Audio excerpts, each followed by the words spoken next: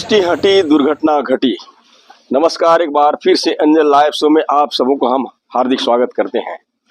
जी हाँ मेरे प्रिय भाई बहनों, आपने ये नारा अवश्य रूप से पढ़े होंगे। जहाँ तक सड़कों के किनारे ये नारा अधिकतर लिखा जाता है कि दृष्टि हटी दुर्घटना घटी। और सचमुच में जब हम किसी मोटरसाइकिल में जा रहे होते हैं या पैदल जा रहे होते हैं और हमारा दृष्टि सामने नहीं होकर के अगल बगल में होता है या पीछे मुड़ करके देखते हैं तो अचानक हम आहत हो जाते हैं, जोखिम में पड़ जाते हैं।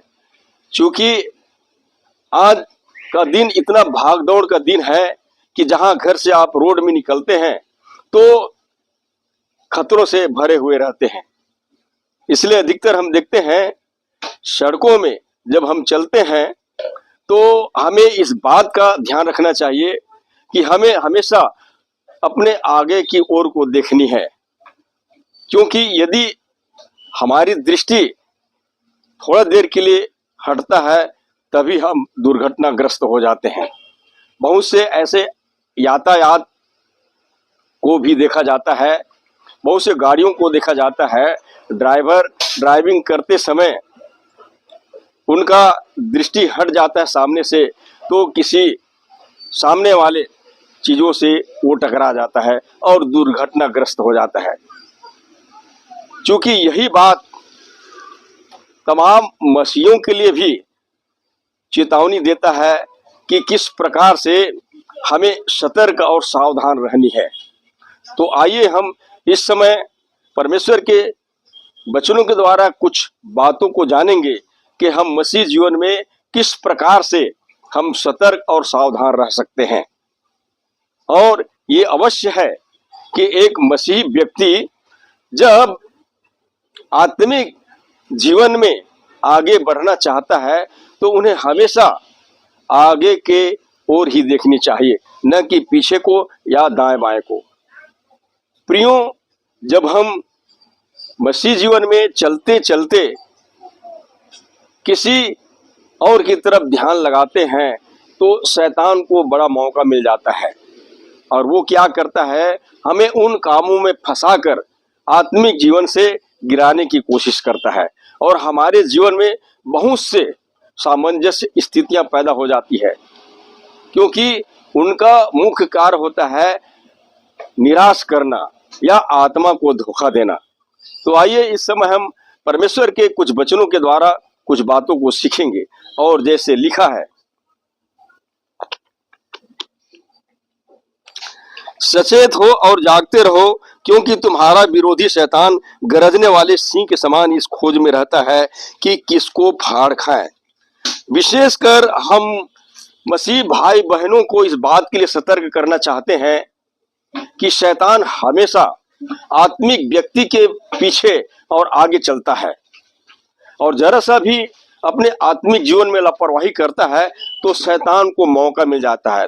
तो किस तरह से मौका मिल जाता है? जिस तरह से गरजने वाले सिंह यानी कि शेर जो है अपने शिकार के ओर डूब के बैठते रहता है और उसका शिकार अगर कहीं अपने विषय में सतर्कता छोड़ देता है तो वो क्या करता है, उसको पकड़ लेता है और उसका शिकार कर देता है।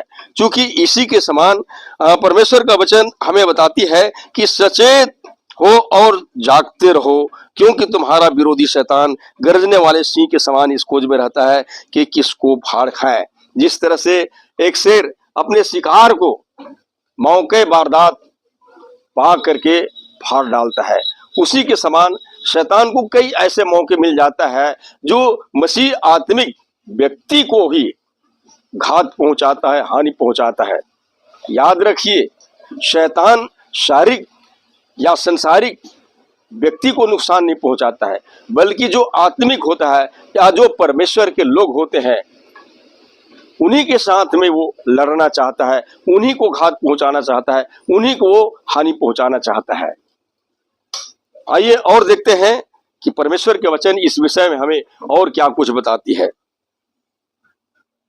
और जैसे लिखा है, इसलिए सावधान रहो, ऐसा न हो कि तुम्हारे मन खुमार और मतवालेपन और इस जीवन की चिंताओं से सुस्त हो जाए और वह दिन तुम पर फंदे के समान अचानक आ पड़े, क्योंकि वह सारी पृथ्वी के सब रहने वालों पर इसी प्रकार आ पड़ेगा।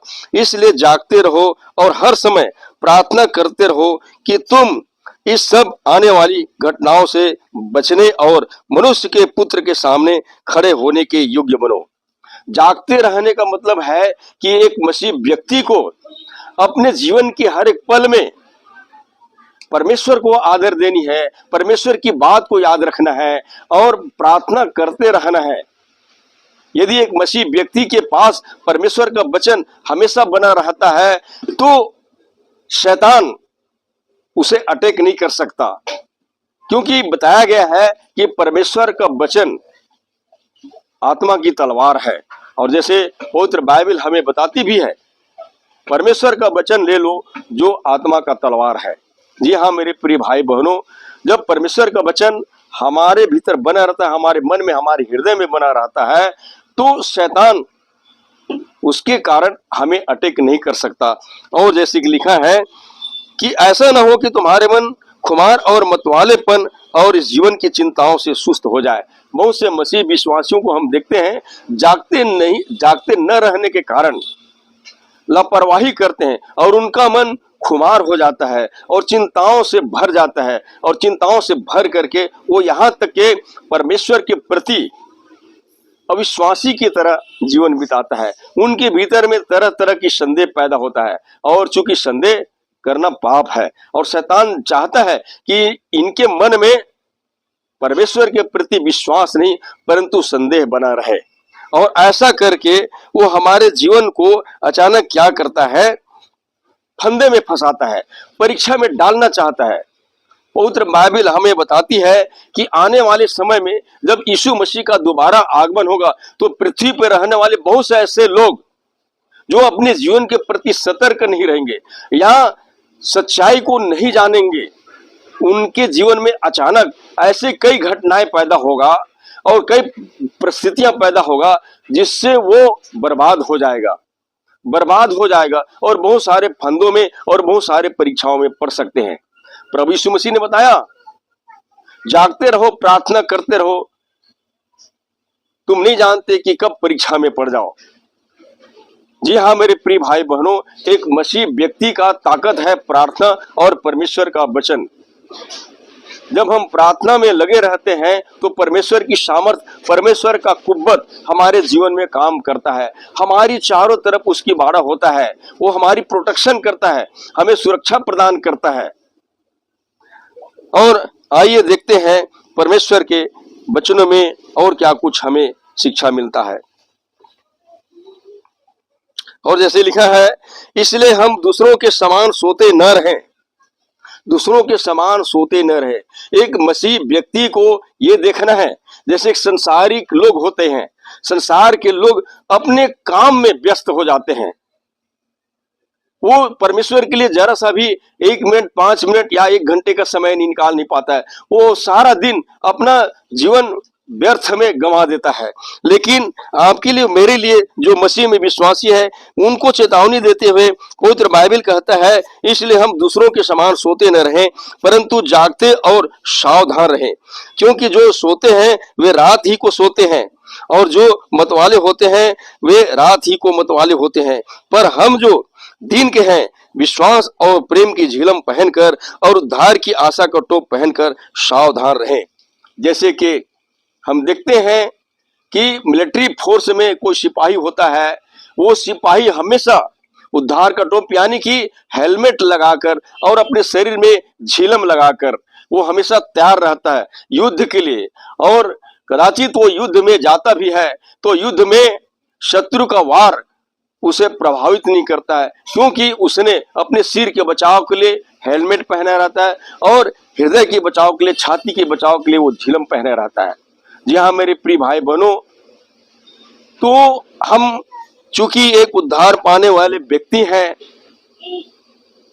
कदाचित अकस्मात शैतान हमें नाना प्रकार के बुराइयों में फंसा दे, क्योंकि अधिकतर हम देखते हैं कि शैतान का अपना अपना जो इच्छा होता है, वो क्या करता है, पहले तो ये है कि वो अपने हमारे विचार को अपने विचार में बदलने की कोशिश करता है और नाना प्रकार की बुराइयों को हमारे जीवन में लाता है ताकि हमारा दिल और दिमाग खराब हो जाए।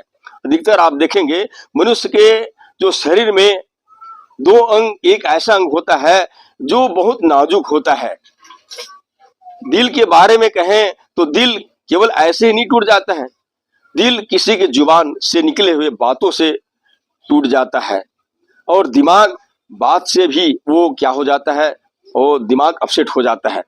तो दिल और दिमाग मनुष्य के शरीर का बहुत नाजुक अंग है और हम देखते हैं युद्ध में शत्रु जो है ये सिर और छाती को ही प्रहार करते हैं, क्योंकि इसमें अगर एक बार चोट आ जाए तो मनुष्य विकलांग हो जाते हैं। मनुष्य जो है जीवित तो रहता है लेकिन मुर्दे के समान हो जाता है और शैतान चाहता है कि वो हमारे दिल और दिमाग को क्या करे, प्रभावित करके हमें परमेश्वर के वरदानों से, परमेश्वर के आशीषों से और परमेश्वर के कार्यों से क्या कर दे, अलग कर दे। तो मेरे प्रिय भाई बहनों, हम हर एक को हमें अपने उद्धार की चिंता करना है और उद्धार की चिंता करना है तो इसलिए हमें जागते रहना है। वो संसारिक लोग सोते रहते हैं। सोने का मतलब यह है कि वो अपने जीवन के प्रति जागरूक नहीं होते हैं। बहुत सारे भौतिक व्यसनों के पीछे वो अपना सारा जीवन व्यर्थ में गंवा देता है। आइए और देखते हैं परमेश्वर के वचनों में कि परमेश्वर का वचन हमें और क्या कुछ शिक्षा देती है।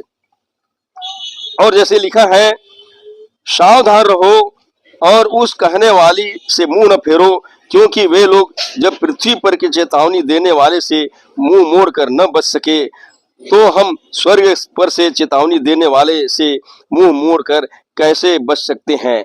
यहाँ पर एक उदाहरण दिखाया गया है। जी हाँ मेरे प्रिय भाई बहनों, इजरायली पूरा इजरायली जनता मूसा के पास में था। उस समय मूसा जो है तमाम इजरायलियों को चेतावनी दिया, जबकि वो मूसा उस समय पृथ्वी पर था। तो पृथ्वी पर रहने वाले के द्वारा जो चेतावनी दिया गया तो उस समय चेतावनी को नहीं माने उस समय के लोग और नाश हो गए।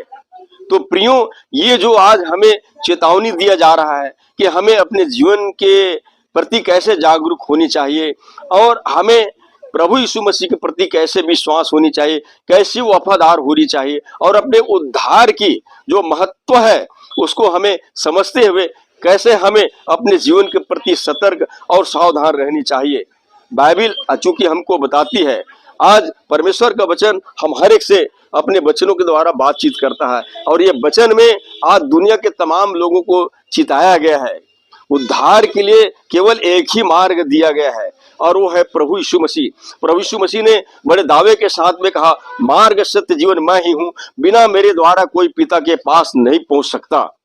प्रियो, यदि इसके अतिरिक्त हम किसी और को अपना माध्यम बनाते हैं और किसी को अपना मार्ग बनाते हैं तो सचमुच बाइबल हमें यह भी बताती है कोई ऐसा भी मार्ग है जो मनुष्य को ठीक जान पड़ता है परंतु उसके अंत में मृत्यु ही मिलती है।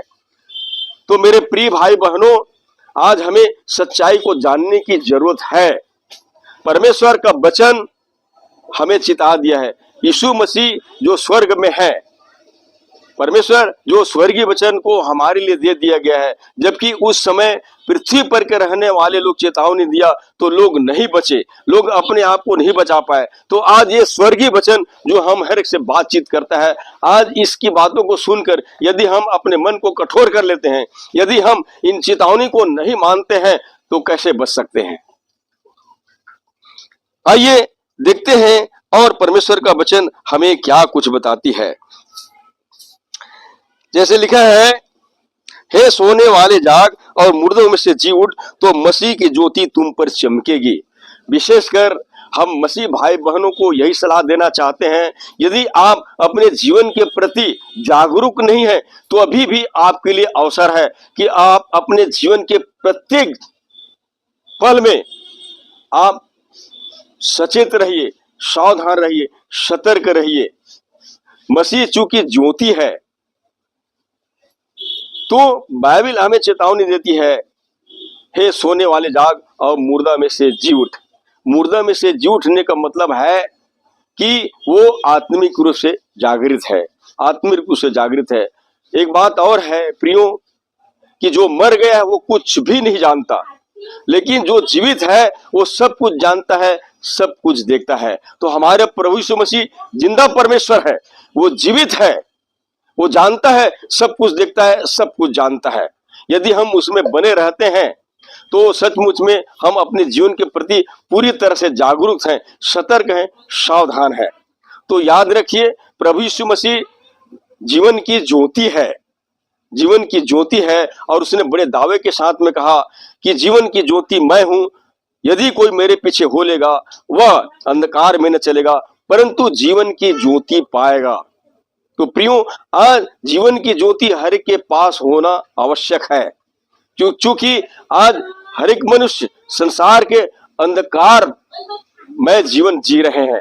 उनके जीवन में ऐसा कोई प्रकाश नहीं है कि कोई उसे उजाला प्रदान कर सके।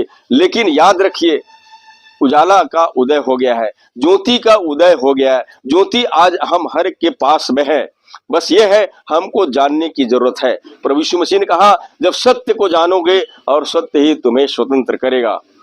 और यीशु मसीह ने बड़े दावे के साथ में कहा, मार्ग सत्य जीवन मैं हूं, बिना मेरे द्वारा कोई पिता के पास नहीं पहुंच सकता। तो मेरे प्रिय भाई बहनों, आज हम हर एक को अपने जीवन के प्रति सतर्क होना है, सावधान होना है। हमें ये जानना जरूरी है कि मेरे लिए सच्चाई क्या है, मेरा उद्धार कैसे हो सकता है, मेरी पापों की क्षमा और छुटकारा कैसे हो सकता है। पवित्र बाइबल हमें सजेस्ट करती है कि मसीह यीशु में ही सब पापों की क्षमा, छुटकारा, उद्धार और अनंत जीवन संभव हो सकता है। इसलिए हम समय रहते ही प्रभु यीशु मसीह के पास आए और अपने तमाम पापों से, गुनाहों से मन फिराए और प्रभु यीशु मसीह का अंगीकार करें और मसीह यीशु में बपतिस्मा लें, तो अवश्य रूप से हमें पापों की क्षमा, छुटकारा, उद्धार और अनंत जीवन मिल सकता है। सो ये उम्मीद के साथ परमेश्वर आप सबकी सहायता करे। बहुत बहुत धन्यवाद।